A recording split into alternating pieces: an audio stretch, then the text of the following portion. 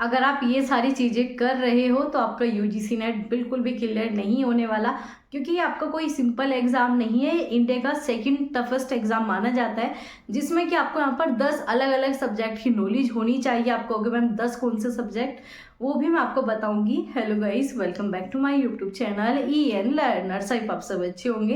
तो चलिए गाइस, आज की वीडियो को स्टार्ट करेंगे। और ये वीडियो जो है आपके सिलेक्शन की बात करेगा, क्योंकि आपने बहुत सारी चीज़ें देखी होगी कि ये कोर्स खरीद लो, वो कोर्स खरीद लो, आपका यूजीसी नेट क्लियर हो जाएगा, आपका GRF क्लियर हो जाएगा। तो ऐसा कुछ भी नहीं होने वाला, क्योंकि अगर कोर्सेज खरीदने से ये सारी चीज़ें हो जाती तो जितने भी कोर्स बच्चे खरीदते हैं उन सभी का पास हो जाता है। ऐसा बिल्कुल नहीं होने वाला।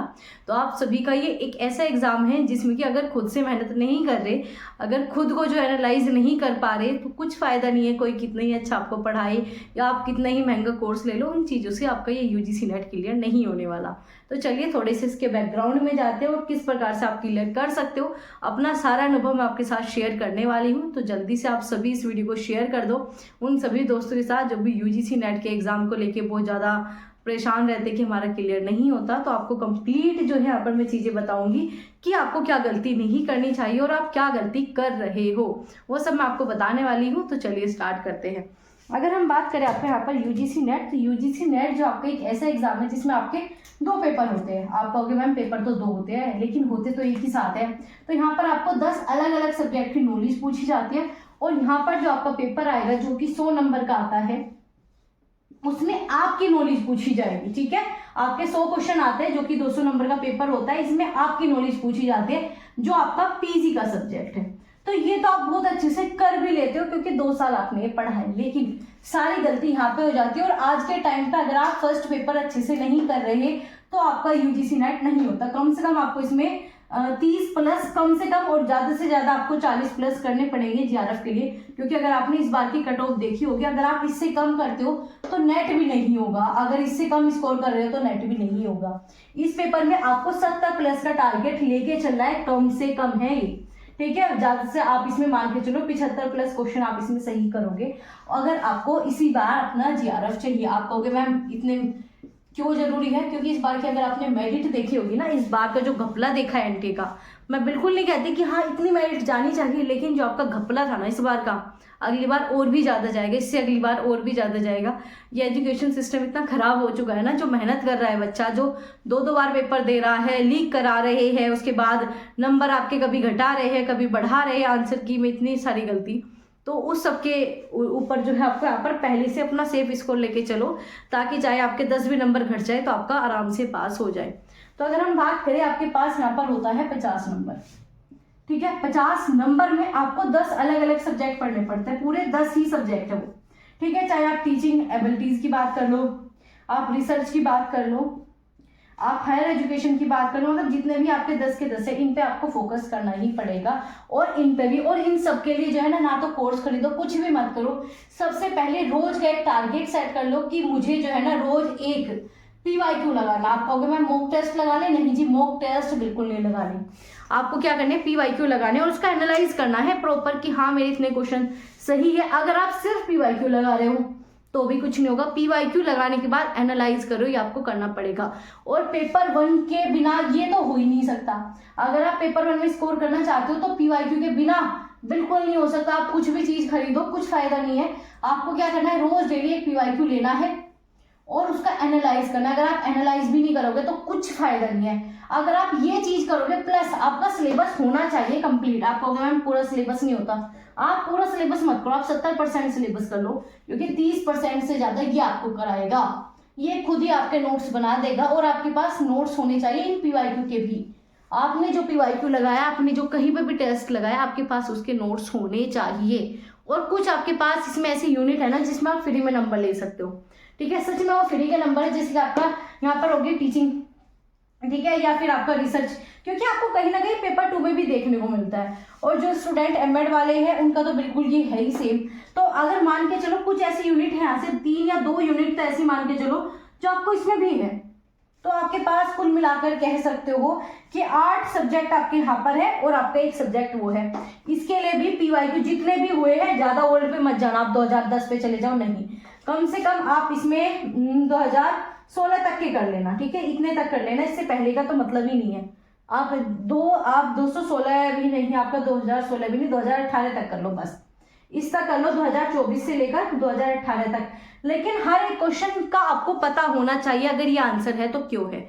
आपका क्या होना चाहिए, अगर उसमें 4 ऑप्शन दे रखे हैं ना, 4 अलग अलग टॉपिक दे रखे हैं, तो आपको इसके बारे में भी पता हो, उसके बारे में भी, इसके बारे में भी, इसके बारे में भी। आपको ऐसा एनालाइज करना है। पेपर 2 ऐसा ही आपका होगा पक्का, वरना नहीं होने वाला। कितना भी पढ़ लो आपको ये लगेगा कि मेरा तो कभी सिलेबस कंप्लीट ही नहीं हो रहा, मुझसे तो क्वेश्चन बन ही नहीं रहे, मेरा तो सिलेक्शन होगा ही नहीं। तब तक नहीं होगा जब तक ये चीज़ नहीं करोगे। तो अगर आपको कहूँ प्रो टिप्स आपको दूँ, तो सबसे प्रो टिप्स यही है, पीवाईक्यू का एनालाइज करो। रटो मत। आप में से आधे बच्चे क्या करते हैं, रटेंगे इन पीवाईक्यू को। इतने बड़े हो गए हो आप सभी, प्रोफेसर की तैयारी कर रहे हो, तो रटने वाली चीजें नहीं है। जो भी पीवाईक्यू उसका एनालाइज कर लो। डेली का एक पीवाईक्यू आपका होना चाहिए, क्योंकि ये आपका पेपर होता है ऑनलाइन, इस आपके पास काफी पीवाईक्यू। ऐसा मत करना कि अपने सब्जेक्ट के ही पीवाईक्यू यहाँ पे नहीं, आपका दूसरे शिफ्ट का है, क्योंकि ये सेम होता है सभी बच्चों का, ये सेम है पेपर 1 सभी का। और आपको इसमें टाइम मैनेजमेंट का भी ध्यान रखना होगा, क्योंकि जो आपका आरसी आता है वो फ्री के तो नंबर आपको देके जा रहा है। आपको 2 आरसी यहाँ पर मिलेंगे, तो 20 नंबर आपके यहाँ पर हो गए, 10 नंबर आपको यहाँ पर मिल जाते हैं, तो ये तो 20 नंबर आपके 30 नंबर फ्री के हैं, तो ये 30 नंबर तो सेव कर सकते हो। ठीक है, और ये सिर्फ प्रैक्टिस से होगा। आप आरसी हल्के में मान के चलो तो हल्का नहीं होता इसका। आरसी होता ही नहीं हल्का, थोड़ा घुमा फिरा कर देते हैं। आता हुआ भी क्वेश्चन वहाँ पे गलती करके आ जाओगी, क्योंकि वहाँ पे टाइमिंग चलती रहती है। कंप्यूटर दिखाता है कि सिर्फ 50 मिनट रह गए, दिखाता है सिर्फ इतने मिनट रह गए, तो उस टाइम पे इतना बर्डन होता है ना। तो पहले से रोज प्रैक्टिस करो। प्रैक्टिस सिर्फ पीवाईक्यू की करनी है, आरसी में भी प्रैक्टिस पीवाईक्यू करनी है। और जिन बच्चों का मैथ कमजोर है कोई प्रॉब्लम नहीं है, मैथ इतना नहीं आता, सिर्फ आपका क्या है डीआई आता है। अगर आप बाकी में बहुत अच्छे से कर लोगे तो भी चल जाएगा, लेकिन डीआई भी आपको 10 नंबर दिलाता है। तो डीआई में आप मैथ पे फोकस मत करना, जो आपके लाभ हानि वाली भी चीजें होती है उन पे ना भी करो, लेकिन आपने अगर डीआई निकाल लिया ना, डीआई के 10 नंबर आपको यहाँ पर मिल जाएंगे। तो डीआई पे फोकस करना है, ज्यादा मैथ में मत जाना, डिटेल में मैथ में मत जाना। जब डीआई करते हो ना तो ऑटोमेटिक बाकी जो पोर्शन है, परसेंटेज है, लाभ हानि प्रॉफिट है, वो ऑटोमेटिक आपके हो जाते हैं, उसमें इतनी प्रॉब्लम नहीं होती। लेकिन हाँ, आपको डीआई की डेली प्रैक्टिस करनी है, जितना भी समय आपके पास बचा है। ये कुछ चीजें फिक्स कर लो। एक आपको क्या करना है, डेली का पीवाईक्यू लगाना है। इसके अलावा अगर पीवाईक्यू में ही आप आरसी लगा रहे हो अच्छी बात है, फिर वरना आपको आरसी लगाना है। डीआई आपका फिक्स होना ही चाहिए डेली, और दिन में 2 लगा सकते हो, लगाओ। अगर आपने अभी तक नहीं लगाए तो पेपर 1 के दिन में 2 भी आप लगाओगे, कोई दिक्कत नहीं है। लेकिन इनका एनालाइज करो, चाहे आपको कुछ भी ना हो, लेकिन इनका एनालाइज करो, यहाँ से अपने नोट्स बनाओ। और पेपर 2 का तो आपको पता है, या तो आपको ये अच्छी सी बुक खरीद लो, या फिर आपने जो भी अपने पीजी के आपके नोट्स या पीजी वाली चीज है उसे एनालाइज करो। किसी पेड कोर्स में पढ़ के क्या होता है, आप वहाँ की क्लासेस कंप्लीट कर रहे हो, ये सिर्फ सेल्फ स्टडी से होता है पेपर। ये क्लासेस कंप्लीट करने वाला है ही नहीं पेपर कि सिर्फ क्लासेस कंप्लीट। आप हेल्प ले सकते हो, यूट्यूब पर बहुत सारी चीज़ें आपको फ्री में मिलेगी। तो जरूरी नहीं कि आप कहीं की 8-9 क्लासेस दिन में क्लासेस ही कर रहे हो, नहीं। जो है अगर आप ये खुद का काम नहीं कर पा रहे और क्लासेस करो, कुछ भी बेनिफिट नहीं है। आप पीवाईक्यू करो, ये खुद से एनालाइज करो, ये चीज़ें करके देखो, और फ्री में आपको यूट्यूब पे बहुत सारी चीज़ें मिल जाएगी, बहुत सारा कंटेंट आपके लिए पड़ा हुआ है। तो पेड में मत जाओ, पेड में आप फंस जाते हो। फंसने वाली बात, इतनी बड़ी फीस दे रखी है, मुझे ये भी क्लास देखनी पड़ेगी, ये भी। और मतलब आज के टाइम पे इतनी सारी चीज़ें हो रही है ना, कि बस आप खुद से नहीं कर रहे, और खुद से नहीं कर रहे इसी वजह से एग्जाम नहीं होते। तो ये सब आपको खुद से करना है। जितना ज़्यादा खुद से करोगे, यूट्यूब के पीछे लिमिट में भागो, पूरा मत भागो कि उन मैडम की मुझे सारी क्लासेस करनी है, मुझे उन मैडम, जो चीज़ आपको नहीं आ रही वो चीज़ करो, और जो चीज़ आपकी पीवाईक्यू से हो रही है वो पीवाईक्यू से करो। ठीक है, तो आपको ये जो 10 यूनिट है ना, इसमें से 2 यूनिट तो आपकी पेपर 2 में मिल जाएगी। ये 2 डीआई और आरसी आप वैसे हटा दो। रही इसमें 5-6 यूनिट आपकी ऐसी जिसे बहुत ज्यादा फोकस आपको करना पड़ेगा। कंप्यूटर हो गया, लॉजिकल रीजनिंग हो गई, आपका रिसर्च।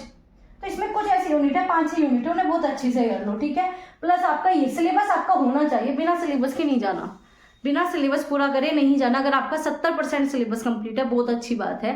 बाकी आपका 30% ये कराएगा, 100% होता ही नहीं किसी का सिलेबस। ठीक है, कि 100% किसी का सिलेबस नहीं होता, और कम समय में भी अगर आप अपना पास कर सकते हो तो यही है। नेगेटिव मार्किंग नहीं है इस बार, आगे नेगेटिव मार्किंग होगी, बिल्कुल होगी। तो अभी नेगेटिव मार्किंग नहीं है तो क्या है, आप पीवाईक्यू करो, इन चीज़ों का एनालाइज करो। पेपर 1 पे भी फोकस रखो, पेपर 2 पे भी रखो, कोई सा चीज़ नहीं छोड़नी चाहिए। पेपर 2 में जो भी ऑप्शन आ रहे हैं ना, हर एक ऑप्शन का आपको पता होना चाहिए, क्योंकि जो ऑप्शन आ रहे हैं ना वो आपके सिलेबस से आ रहे हैं। और जहाँ से भी पढ़ रहे हो, जो भी पढ़ रहे हो, सिलेबस के हिसाब से पढ़ना, क्योंकि पेपर आपका पूरा सिलेबस से बनता है। बाकी 2-4 क्वेश्चन आपके आ जाते हैं, वो आपके आते ही रहेंगे, वो हमेशा ही आएंगे। आपको 300 में से 300 नहीं लाने, आपको 300 में से 300 का टारगेट बनाना नहीं है। आपको क्या करना है, आपका ज़्यादा से ज़्यादा 300 में से आप कितने लेके आ जाओ, 230 आपका अपना टारगेट रखो, इतना रखो, क्योंकि मेरिट बहुत हाई जाती है, कम नहीं जा रही। मेरिट बहुत, जो बाकी के सब्जेक्ट है उनकी थोड़ी डाउन है, लेकिन अगर मैं एजुकेशन सब्जेक्ट की बात करूँ तो इतना आपकी जा रही है, बहुत हाई कट ऑफ जा रही है। तो इतना अपना टारगेट बना के रखो, नंबर तो आपके 220 भी आ जाएंगे, कोई प्रॉब्लम नहीं है। लेकिन आपको ये चीजें करनी है, ये बेसिक सी इन्फॉर्मेशन मैंने आपको दी है जो कि आपके सिलेक्शन के लिए, बाकी मैं आपको बता दूंगी कैसे क्या, थोड़ी बहुत हेल्प आपकी मैं और भी कर दूंगी, क्योंकि आप सभी कमेंट आ रहे थे कि हम भटक रहे हैं, हमें समझ नहीं आ रहा। तो देखो, अगर आपको ये एग्जाम क्लियर करना है तो सबसे पहले आपके पास आपका सिलेबस हो, ठीक है। दूसरा आपको ये है कि मुझे खुद से ही पढ़ना है। अगर आपको यह है कि मुझे कोई और ही आके पढ़ाएगा तो भूल जाओ, क्योंकि बच्चे नहीं रहे आप असिस्टेंट प्रोफेसर बनने की बात कर रहे हो, आप किसी और को पढ़ाना है, तो कोई और आपको पढ़ाए ऐसा पॉसिबल है ही नहीं। तो सबसे पहले क्या करना है, सिलेबस से पढ़ना है। दूसरा, खुद से मेहनत करनी है, अपने नोट्स बनाने हैं, पीवाईक्यू को किसी कीमत पे नहीं छोड़ना, और पीवाईक्यू को एनालाइज जरूर करना है, और आपको कुछ इंपॉर्टेंट चीज़ों पे फोकस करना है जो कि फिक्स आएगी ही आएगी। मान लीजिए हायर एजुकेशन बहुत ईजी हो जाता है अगर आप उसे सीक्वेंस में अच्छे से करोगे, हायर एजुकेशन बड़ा अच्छा है, ठीक है। मान लीजिए आपका इन्वायरमेंट से आ गया, मत पढ़ो करंट अफेयर ज़्यादा, इतना 1-2 क्वेश्चन के लिए क्या करंट अफेयर पढ़ोगे और कितनी पढ़ सकते हो, नहीं आता भाई करंट अफेयर। तो अगर इन्वायरमेंट का बेसिक सा सिलेबस कंप्लीट कर लो, सबका कहते हैं ना कि थोड़ा थोड़ा जितने भी आपके सिलेबस में टॉपिक है ना उन्हें एक बार अच्छे से कर लो, बस एक बार ज्यादा डिटेल में घुसो ही मत, एक बार वो अच्छे से कर लो। डिटेल का काम आपके पीवाईक्यू करा देगा, डिटेल का काम आपका पीवाईक्यू करा देगा, और आपका सिलेबस ऐसे ही कंप्लीट होगा। आप ये सोचो नहीं पहले मैं पूरा प्रॉपर सिलेबस करूंगा, तो होता ही नहीं है सिलेबस कंप्लीट। आपको कहीं ना कहीं नया टॉपिक मिलता ही रहेगा, और आपके पास इतनी सारी यूट्यूब पे ब्रांचेस मिल रही है, कोई कुछ बताएगा, कोई आपको कुछ बताएगा। तो आपको एक तो लिमिटेड सोर्स रखने, चाहे आप किसी भी टीचर से पढ़ो, थोड़ा लिमिट में पढ़ो। 20-30 टीचर मत लो, किसी ने कह दिया मेरे तो उनसे पढ़ के पास हुआ, उसका ही तो हो गया, आपको नहीं होगा, क्योंकि आपको क्या पता किसी और टीचर का समझ में आए।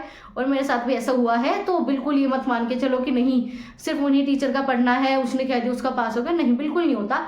सबसे पहले आपको खुद को पढ़ाना है, खुद से पढ़ना है बस। अगर ये पेपर पास करना है, खुद से करना, चीजें सीख लो।